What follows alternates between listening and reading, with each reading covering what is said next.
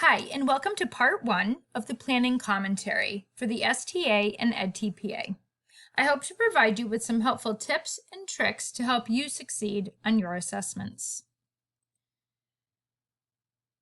My first recommendation is to print off the EdTPA handbook.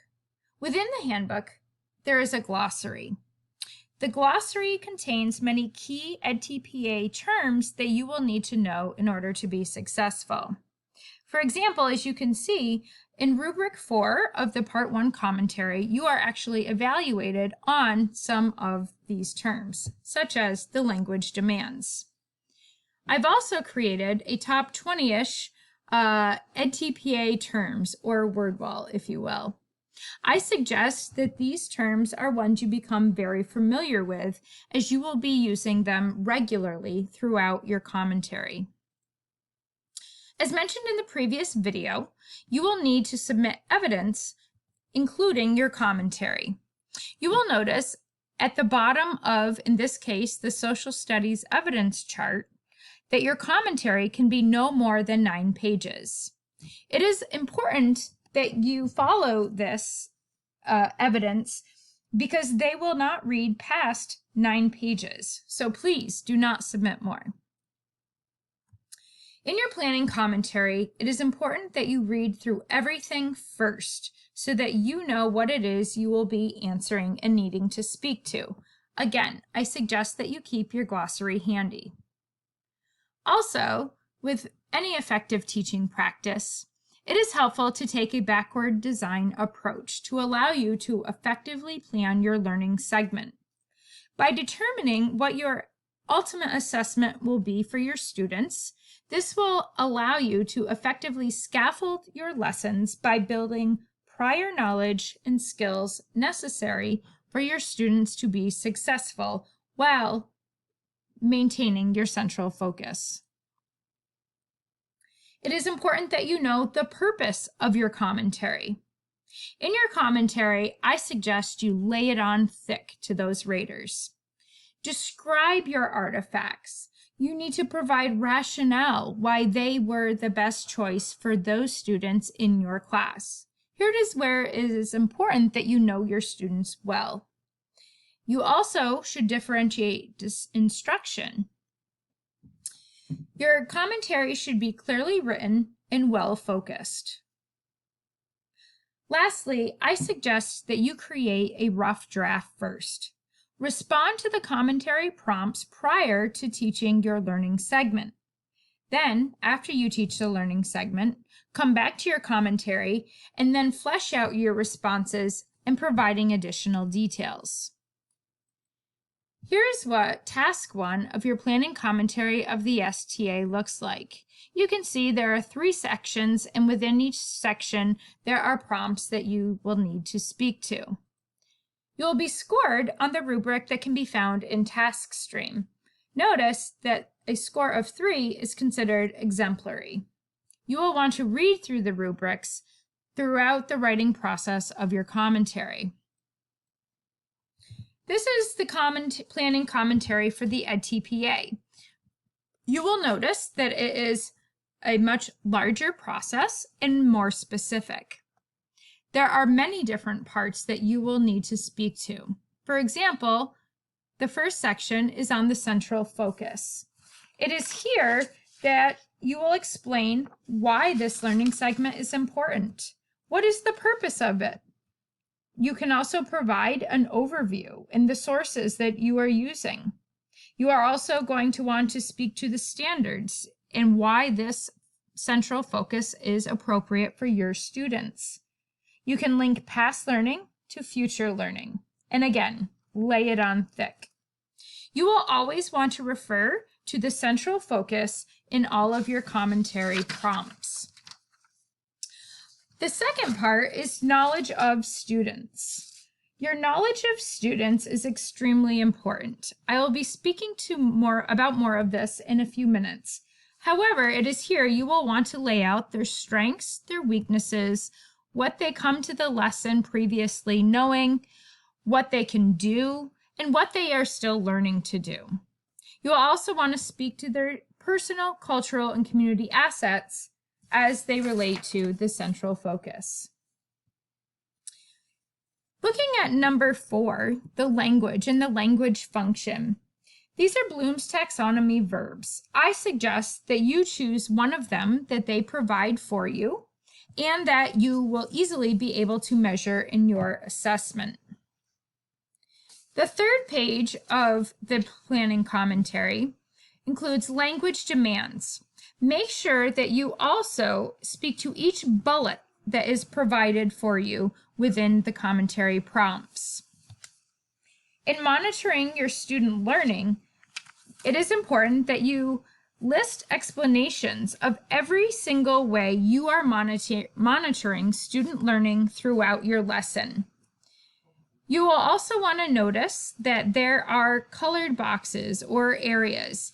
It is important that you describe these areas in detail. For example, how you are meeting the accommodations with students with IEPs or 5.0 floor plans.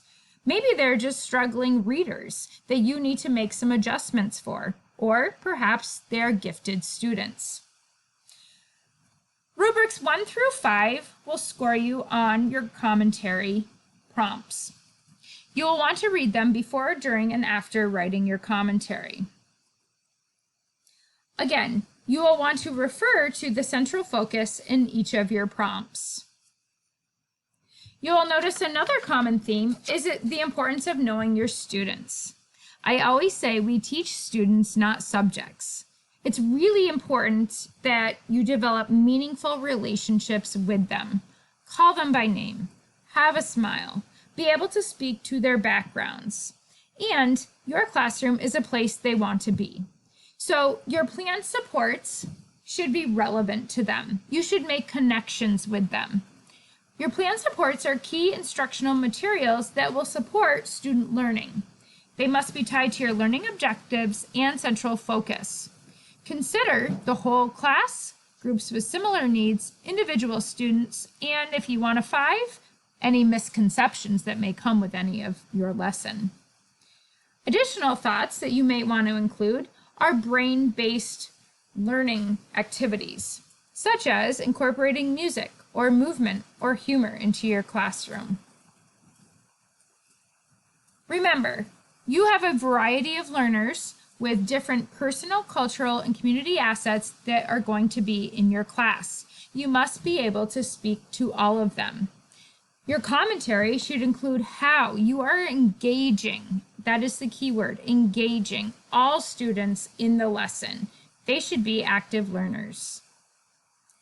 You also may want to consider your classroom management and discuss it. Is there an unmotivated student you are worried about? Is there a student who frequently disrupts, and how would you plan to handle that? Perhaps you're using cooperative groups. How do you plan on grouping your students? There are rubrics. The top one is the STA, related to knowing your students. Rubric 2 and 3 from your planning commentary of the EdTPA also refer to knowledge of students as well. Regardless of what commentary prompt you're addressing, I suggest you follow the rule of 3. That is, be sure to give 3 or more answers to every response you give. The importance is in the details. Each commentary prompt, you should be able to talk about each learning segment that you have, each lesson you have within your learning segment. Your learning segment is 3 to 5 lessons. So with the minimum of 3, you automatically have 3 responses. You'll also need to discuss the researchers and theorists, the why and justification behind the activities that you chose. I suggest looking at your lesson plan and identifying the many effective teaching strategies you are using throughout the lesson. Make a list of them. Then you can find out the research behind them or the theory of why that is appropriate. Think about the 21st century skills our students need. Be sure to cite your standards of your student outcomes within your commentary prompt. I am going to also provide you with a cheat sheet that has been created of some of the ideas you may be using that will save you time from looking them up.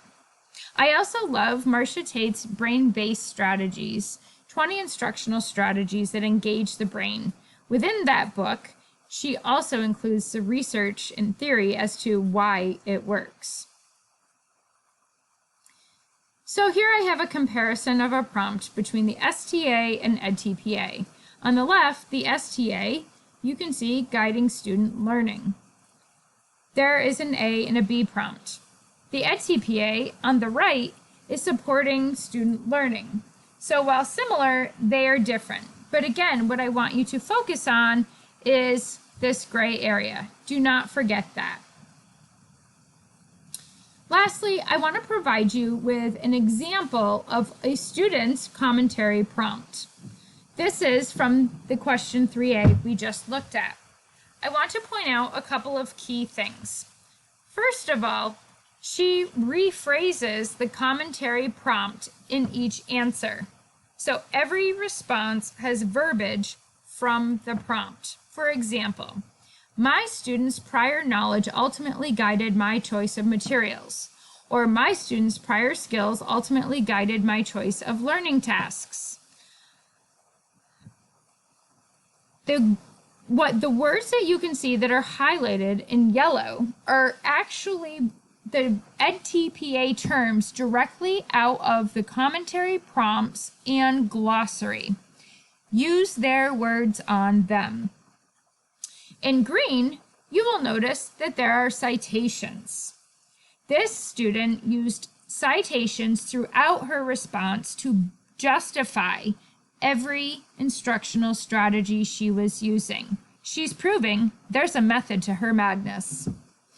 And in the purple are the instructional strategies in this section that she chose to use.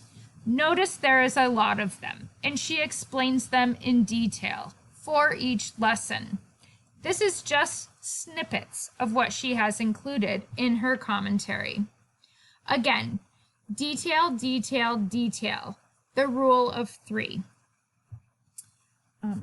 So lay it on thick to the raters and justify everything you say. If you have any questions, please jot them down now. Next, we will join together in a Zoom room where I can do my best to answer them or any other questions you may have. Thank you.